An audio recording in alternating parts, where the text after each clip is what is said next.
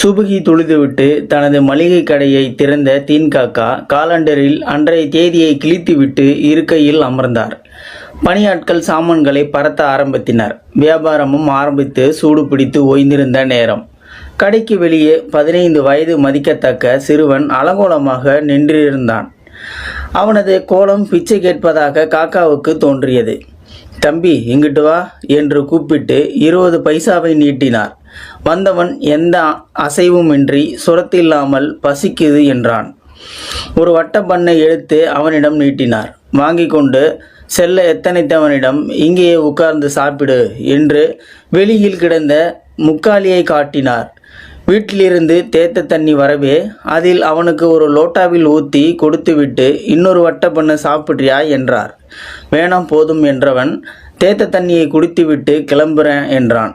இங்கிட்டு வா, உன்னோட அப்பா அம்மா எங்க, ஏன் இப்படி இருக்கிற என்றார் காக்கா. அம்மா இல்லை, அப்பா இறந்து 7 நாள் ஆச்சு, நான் பக்கத்தில் காரியப்பட்டினம் என்றான். தீன்காக்கா கண்ணீர் விட்டு விட்டார். சரிடாப்பா, சொந்தக்காரங்க யாரும் இல்லையா, எங்கே போகிற இப்போ என்றார் கரிசனத்துடன். யாரிடமும் இருக்க பிடிக்கல, ஏதாவது வேலை தேடி போகிறேன் என்றவனிடம் நம்ம கடையில் வேலை செய்கிறியா என்று கேட்ட காக்காவிடம் மகிழ்வாக தலையாட்டினான். சரி வா, வீட்டுக்கு போய் வருவோம் என்று அவனை அழைத்து கொண்டு வீட்டிற்கு சென்றார். ஜொஹாரா பீவி, இந்த பையனை புதுசாக வேலைக்கு சேர்த்துருக்கேன். அப்துல்லா கைலி சட்டையில் நல்லதாக ஒன்று எடுத்து கொடு, காலை பசியார இருவருக்கும் சேர்த்து செய்யுங்க என்று தன் மனைவியிடம் சொல்லிவிட்டு, என் சின்ன மகனோட கைலி சட்டை தருவாங்க, இப்போதைக்கு போட்டுக்க, பழசுன்னு எதுவும் நினச்சிக்காத, மதியம் புதுசு வாங்கி தாரேன் என்று காக்காவை பார்த்து மகிழ்வாக சிரித்தான் மணியன். ஆமாம், உன் பேர் என்னான்னு கேட்கவே இல்லை பாத்தியா, உன் பேர் என்ன என்ற காக்காவுக்கு மணியன் என்று பதிலளித்தான் மணி. கடை வேலை, வீட்டு வேலை, வெளி வேலைன்னு மணி சுறுசுறுப்பாக வேலை பார்த்து கொண்டிருந்தான். 3 வேளையும் வீட்டு சாப்பாடு அது இதுன்னு குறைவில்லாமல் 1 மாதம் ஓடிவிட்டது. மணியா, இங்கே வா என்று அழைத்த காக்காவின் குரலுக்கு வந்துட்டேன் காக்கா என்று வந்து நின்றான் மணியன். இந்தாங்க உங்கள் சம்பளம் 300 ரூபாய் என்று காக்காவிடம். இப்போ பணம் வேணாம் காக்கா, நீங்களே வச்சுக்கோங்க, எனக்கு தேவைப்படும் போது கொடுங்க என்ற மணிக்கு, அப்படியா, அதுவும் நல்லது தான் என்று அப்பணத்தை தனியே பத்திரப்படுத்தினார். காலங்கள் உருண்டோடியது. கிட்டத்தட்ட 10 வருடங்கள் தாண்டிவிட்டது. மணி தீன் காக்காவிடம் வேலைக்கு வந்து இளைஞனாகி விட்டான். அவனுக்கு திருமணத்திற்கு பொண்ணு பார்க்கணும் என்ற நினைப்பில் இருந்தார் காக்கா. காக்கா, நான் மெட்ராஸ் வரையிலும் போகணும் என்று இழுத்தான் மணியன்.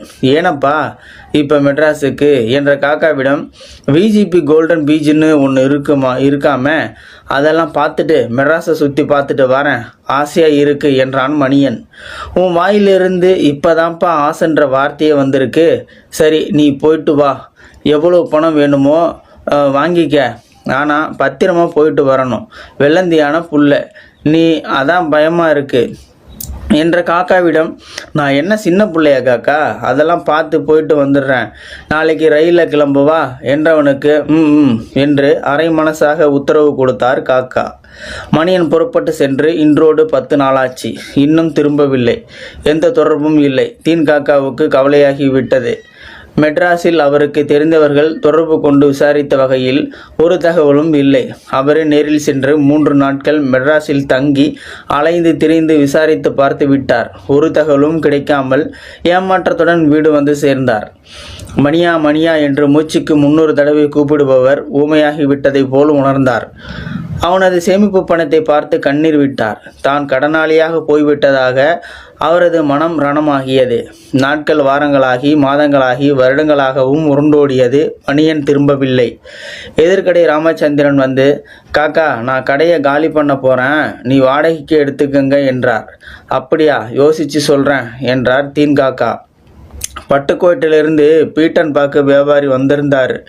காக்கா, உங்ககிட்ட ஒரு வியாபார சங்கதி பேசணும் என்று பீடிகை வைத்தார். சொல்லுங்க வைரவத்தேவரே என்ற காக்காவிடம், மச்சினர் பெரிய அளவில் கயிறு கால்மிதியடி தயாரிக்கும் தொழிற்சாலை ஆரம்பிச்சிருக்கிறார். இந்த ஊருக்கு நீங்கள் தான் மொத்த வியாபாரம் செய்து கொடுக்கணும் என்றார். காக்கா யோசித்தார். அப்படியா, நாளை நான் நேரில் வரேன், பொருளை பார்த்துட்டு பேசிக்கிடுவோம் என்றார். மகிழ்வோடு விடை பெற்று சென்றார் வைரவத்தேவர்.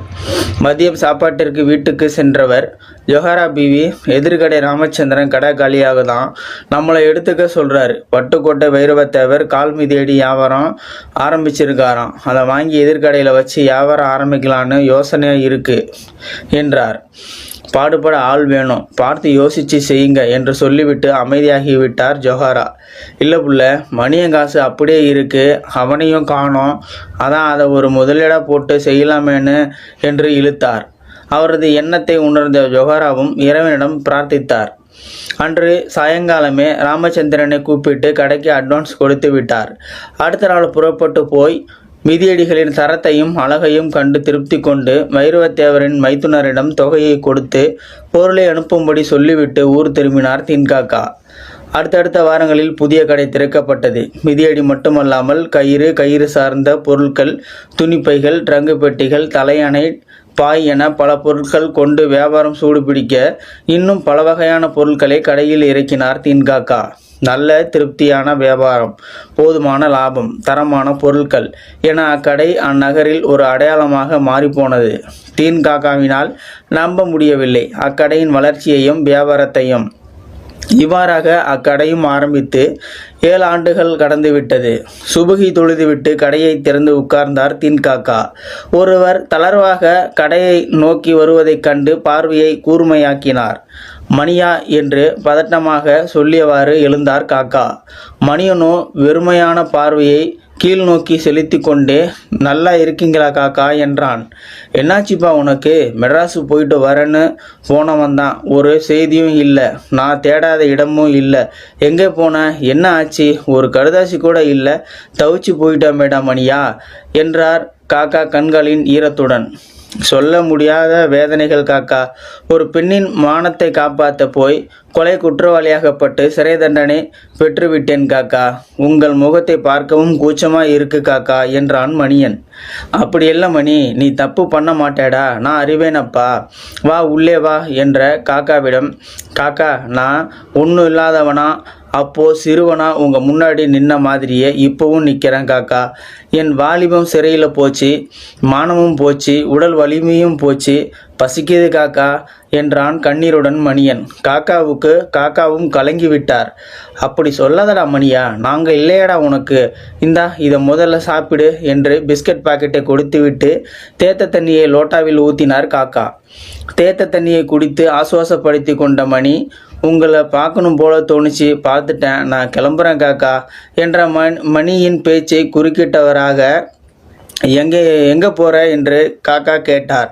எங்கேயாவது தெரிந்தவர்களை பார்க்கவே கூச்சமாக இருக்குது, சிறைக்கு போயிட்டு வந்ததால் தப்பு செய்தவனு தானே என்றும் எல்லாரும் நினைப்பாங்க, என்னால் அதை தாங்க முடியல காக்கா, எங்கேயாவது போய் என்றவனை குறுக்கிட்டு, எங்கேயாவது போயினா எங்கே போகிற? ஏதாவது வேலை பார்த்து கிடைக்கிறத சாப்பிட்டு என் காலத்தை ஓட்டி முடிச்சுக்கிறேன் என்றான் மணியன் கண்களில் கண்ணீர் கசிந்தபடி. ஏன் அப்படி நினச்சிட்ட?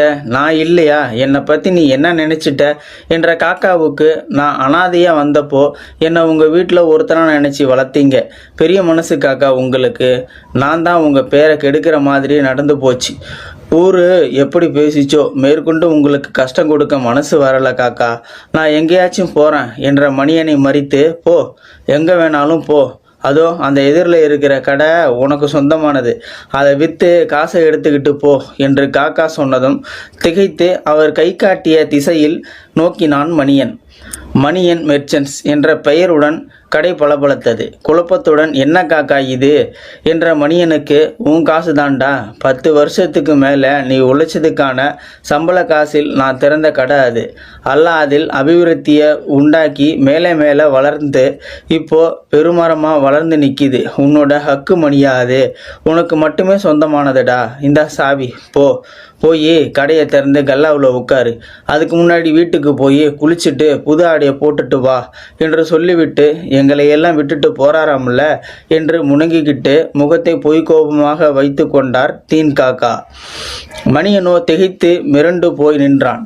இன்னும் ஏன் நிற்க, கிளம்பு, போய் குளிச்சுட்டு வா. என்ன கடங்காரனாவே வச்சிடலாம்னு முடிவு பண்ணிட்டியா? உன் கடனை அடைக்காம நான் ஹக்குக்கு கூட போகாமல் கிடைக்கேன்டா மணியா. நீ கூச்சநாச்சப்படாமல் பெரும்பாடுபட்டு சம்பாதிச்ச காசு மணியா இது. சாவி வாங்கிக்க மணியா என்றார் குரல் தழுதழுக்க. ஒரு முழுமையான மனிதனாக தீன்காக்காவை கண்டான் மணியன். கண்களில் நீர் சாரசாரையாக வழிந்தோட ஒரு நவிமொழியை கருவாக கொண்ட ஒரு சிறுகதை. மிக நீண்ட கதையாக பதித்தமைக்கு மன்னிக்கவும். நேர்மை நமக்கு ஈருலகிலும் வெற்றியை மட்டும் தரும். யாருக்கும் தீங்கின்றி நல்லெண்ணத்தோடு பயணத்தை தொடருவோம். இந்த கதையை பார்த்துட்டு இருக்கிறவங்க நீங்கள் இந்த கதை பற்றின கருத்துக்களை கீழே இருக்கிற கமெண்ட் செக்ஷனில் மறக்காமல் சொல்லுங்கள். இந்த பதிவு பிடிச்சிருந்தா ஒரு லைக் பண்ணிக்கோங்க. அந்த பதிவு முடிஞ்ச அளவுக்கு மற்றவங்களுக்கும் ஷேர் பண்ணுங்கள். அப்படி நம்ம சேனலை சப்ஸ்கிரைப் பண்ணி சப்போர்ட் பண்ணுங்கள். மறக்காமல் பெல் சிம்பலையும் கிளிக் பண்ணிக்கோங்க. நன்றி, வணக்கம்.